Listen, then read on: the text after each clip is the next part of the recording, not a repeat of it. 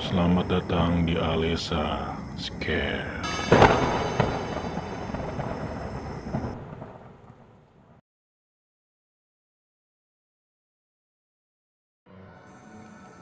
Ini adalah kisah pengalaman horor saya dalam menjalani dinas luar kota pertama saya. Kisah ini terjadi di bulan November tahun 2019. Waktu itu saya bekerja di sebuah perusahaan yang bergerak di bidang transportasi dan logistik, yang mana mewajibkan seluruh karyawannya untuk siap menghadapi dinas luar kota. Di kesempatan kali ini, saya mendapatkan tempat dinas, tepatnya di Kepulauan Riau. 3 November, saya mendapatkan surat tugas tersebut. Beruntungnya saya tidak sendirian dalam menjalani tugas tersebut. Saya ditemani oleh kepala staf divisi saya, namanya Pak Toto. Sebelum berangkat, saya menanyakan beberapa hal kepadanya terkait teknis pekerjaan, terkait tempat tinggal kita di sana, dan terkait berapa lama kita akan di sana. Mas, tanggal 5 kita berangkat ya. Persiapkan segala kebutuhan yang Mas perlukan. Nanti kita berangkat jangan terlalu sore, supaya sampai di sana kita tidak kemalaman, ucap Pak Toto kepada saya. Waktu itu kita berangkat dari Bandara Soekarno-Hatta menuju Batam. Saya pun mulai menyiapkan segala apa yang saya butuhkan di sana, mulai dari peralatan pribadi, kesiapan pekerjaan saya untuk di sana, dan segala halnya. 5 November 2019, berangkatlah kita dari kantor Bekasi menuju Bandara Soekarno-Hatta. Di waktu perjalanan itu tidak ada yang aneh dan semuanya tampak berjalan lancar. Perjalanan dari Soekarno-Hatta menuju Batam kami tempuh dalam waktu 2,5 jam kurang lebih menggunakan via udara. Dan kita tiba di sana tepat pukul 9:30 malam. Sesampainya di Batam, kita pun dijemput oleh teman kami yang bernama Pak Arif. Kebetulan Pak Arif ini adalah pengurus proyek dinas luar kota yang bertempat tinggal di Batam. Bagaimana perjalanannya, Pak? Kita cari tempat makan malam dulu yuk. Setelah itu saya antar ke hotel ya, ucap Pak Arif seraya dia membukakan pintu mobil kepada kita. Ya wis Pak, kita cari tempat makan dulu aja supaya nggak terlalu lapar ya, karena sudah malam juga, ucapku seraya membalas ucapan Pak Arif. Setelah selesai makan malam, akhirnya kita pun diantar oleh Pak Arif menuju sebuah hotel di daerah Batam. Pak, di hotel sini saja ya, besok pagi saya jemput untuk ke proyek, begitu ucap Pak Arif. Hotel yang kami tinggali ini terbilang cukup mewah, namun terkesan klasik ya, karena mungkin bangunan lama atau apa. Yang pasti malam itu saya tidak berpikir yang aneh-aneh.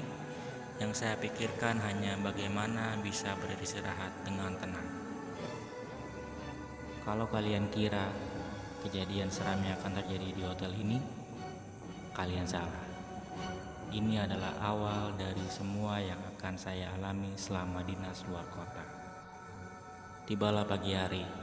Setelah selesai makan pagi, kami pun segera berangkat menuju proyek di lapangan, memastikan dan mengestimasi segala pekerjaan yang akan kami kerjakan. Tentunya dengan diantar Pak Arif ya. Setelah kami pikir cukup, akhirnya kita pun membuat kesimpulan dan membuat estimasi kerja kita masing-masing. Pak, sudah semua? Lalu bagaimana ya untuk step selanjutnya? Ucapku bertanya kepada Pak Toto. Ya wis Mas, di save dulu saja pekerjaan kita ya. Kita di sini hanya transit kok. Yang pekerjaan sesungguhnya ada di Tanjung Pinang sana. ucap Pak Toto kepada saya. Akhirnya tanpa memperlambat waktu lagi, kita pun segera check out dari hotel tersebut sekitar pukul setengah 1 siang. Dan kita melanjutkan perjalanan menuju Tanjung Pinang melalui via laut. Perjalanan Batam menuju Tanjung Pinang kita lalui selama kurang lebih 1 jam menggunakan speedboat. Dan akhirnya tibalah kita di Tanjung Pinang sekitar jam 2 sore. Dari sana, saya dan Pak Toto dijemput oleh rekan saya yang bertugas di Tanjung Pinang yang bernama Eko. Yang mana Eko ini yang nantinya akan menemani tugas saya selama di Tanjung Pinang tersebut. Tanpa berlama-lama lagi, saya dan Pak Toto pun akhirnya diantar oleh Eko menuju tempat kerja kita di Tanjung Pinang.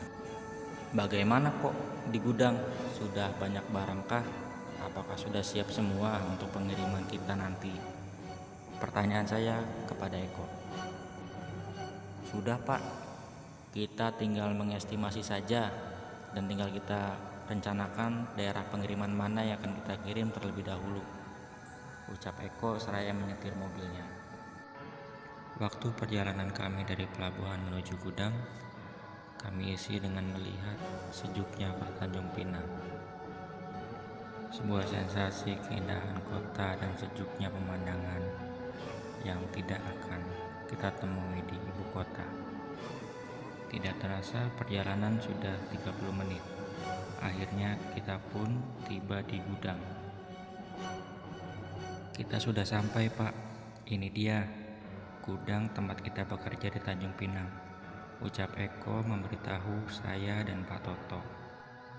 Kesan pertama yang saya dapat adalah sejuk dan masih terasa nyaman. Karena gudang kami bekerja ini masih dikelilingi oleh beberapa pohon-pohon yang lumayan rindang. Gudang ini adalah gedung 3 lantai dan hanya diisi di bagian bawah karena untuk kebutuhan distribusi pengiriman yang akan kami lakukan selama di sana. Kami tiba di gudang kurang lebih jam 3 sore. Setelah melihat-lihat lokasi dan mencermati, saya mempunyai inisiatif untuk merapikan lantai 2 karena lumayan untuk kita istirahat di sana dan sekedar mengerjakan data-data yang akan kita input di program. Saya pun meminta bantuan Eko untuk merapikan lantai 2. Kok bantuin saya ya? Kita rapiin ruangan lantai 2 supaya kita bisa istirahat di sana nanti. Oke? Ajak saya kepada Eko dan Eko pun mengiyakan ajakan saya tersebut.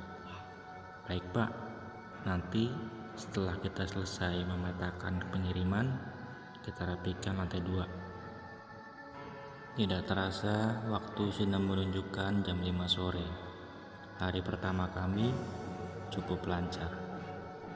Akhirnya saya dan Eko pun mulai mengerjakan proses pembersihan lantai 2 agar bisa ditempati nanti malam. Saat kami dalam proses membersihkan ruangan lantai 2, terdengar teriakan dari lantai 1 yang ternyata itu adalah suara dari Pak Toto. Mas, saya tinggal dulu ya. Saya mau cari hotel. Besok kita lanjut lagi pekerjaannya. Bisa kita mulai jam 10 saja. Oke? Ujar Pak Toto yang berkata dari lantai 1. Siapa? Jawab saya yang menyautinya melalui jendela lantai 2. Akhirnya yang tersisa adalah saya dan Eko di bangunan tersebut. Agak cukup lama membersihkannya karena sepertinya gedung ini sudah lama tidak ditempati dan baru kami yang mengontrak di sini. Terdengar azan maghrib dari kejauhan, yang itu artinya waktu sudah menunjukkan kurang lebih jam 6 sore. Nah, begini kan lumayan kok, udah layak buat kita tinggali, ucap saya kepada Eko. Di gedung ini terdapat kamar mandi di setiap lantainya, lantai 1, 2, dan 3. Kami pun akhirnya memulai aktivitas membersihkan diri. Eko di lantai 1, saya mandi di lantai 2. Setelah itu sekitar jam 7, kami pun sepakat untuk keluar mencari makan malam dan tidak lupa mengunci gudang tersebut. "Kok makan malam di mana ya?" ucap saya kepada Eko. "Di sana saja, Mas. Lauknya enak-enak dan harganya pun tidak terlalu mahal," ajak Eko dan memberitahu saya tempat yang dia tahu di Tanjung Pinang. Berangkatlah kami berdua ke sana sekitar jam 7. Tanpa kita sadari, waktu sudah menunjukkan pukul 10:15 malam. Kami pun segera bergegas menuju gudang kembali. Tempat makan kami tidak jauh dari gudang, hanya mungkin sekitar 10 menit ditempuh dengan berjalan kaki. Di sepanjang perjalanan itu, kami ditemani oleh suara-suara alam yang sangat sejuk. Ada suara jangkrik, suara kodok, dan sesekali suara-suara dari burung malam. Wah, di sini masih asri banget ya kok. Jarang banget nemuin suasana kayak gini di Bekasi, ucap saya kepada Eko. Ya, beginilah Mas keadaan di daerah kepulauan. Masih sejuk, masih enak, cocok untuk beristirahat dan liburan, jawab Eko kepada saya. Sampailah kami di gudang. Langsung saja kami membuka pintu gerbang gudang. Dan saat pertama kali masuk, saya mencium aroma bunga melati di sana. Yang saya kira itu parfum dari Eko. Saya tidak bertanya. Saya hanya menanyakan dalam diri hati saya sendiri saja. Dan akhirnya Eko pun menanyakan hal itu kepada saya. "Mas, pakai parfum apa sih? Kok baunya kayak bunga melati gini?"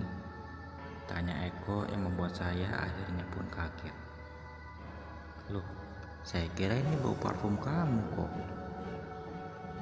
Tidak mau memperburuk suasana, akhirnya saya pun mengganti topik pembicaraan. "Udahlah, kita ke atas saja lah. Kita nonton film di laptop. Kayaknya saya ada beberapa film baru deh. Lumayan kan buat kita ngisi-ngisi waktu sampai tidur," ucap saya kepada Eko. Dan akhirnya malam itu pun berhasil kita lewati dengan mulus, tanpa ada gangguan apapun, tanpa ada kejadian apapun yang tidak kita harapkan di sana. Hari demi hari pun berganti. Semuanya berjalan dengan normal, sesuai dengan rencana.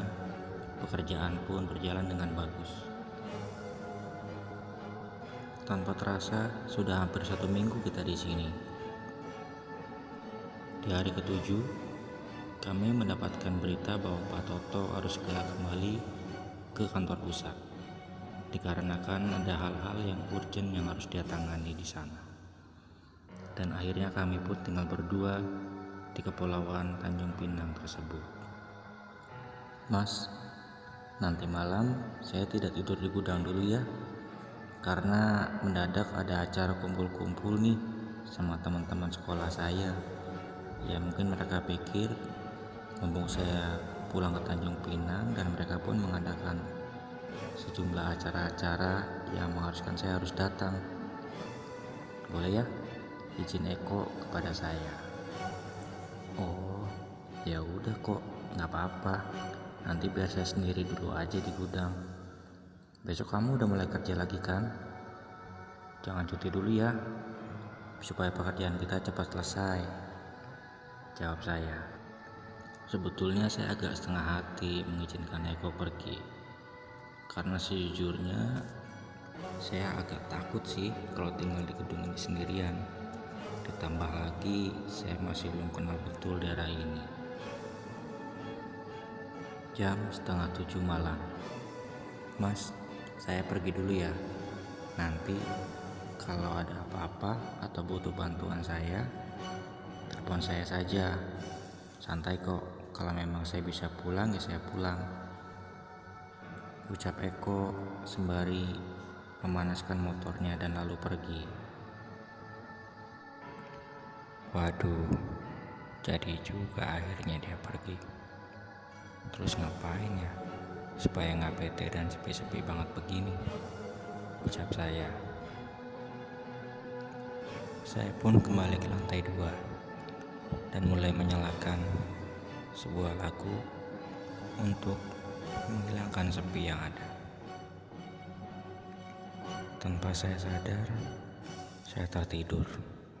Mungkin karena faktor lelah mengerjakan pekerjaan seharian ini di lapangan. Namun, tidur malam ini tidak semulus tidur di malam-malam sebelumnya. Dikarenakan saya mendengar suara sesuatu dilempar ke arah jendela.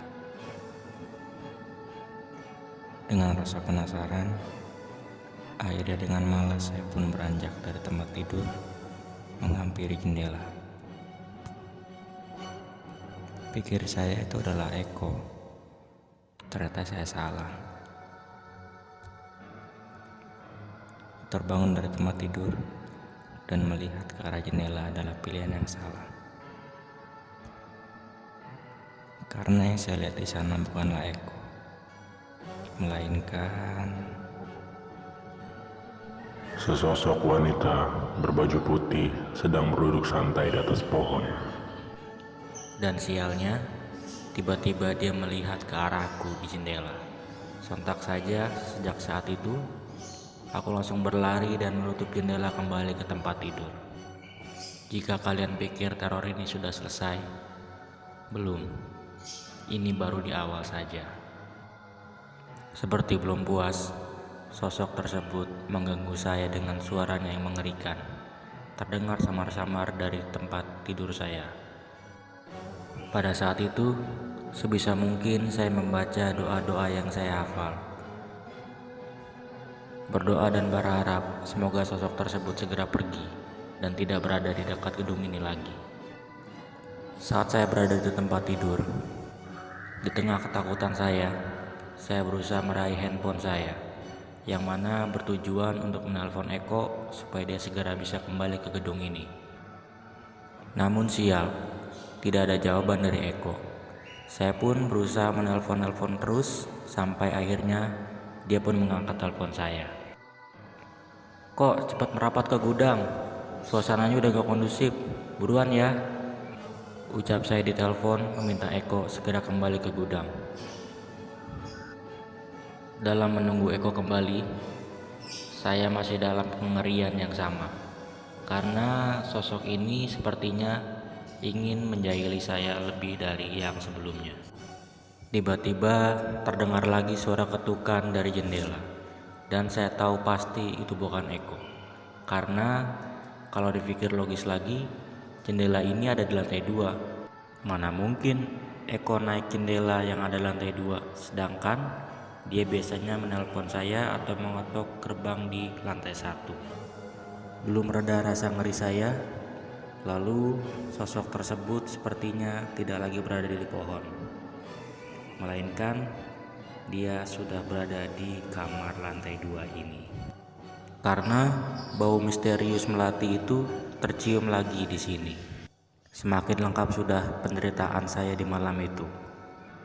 Lalu tidak beberapa lama terdengar suara wanita yang samar-samar dari sebelah kamar saya.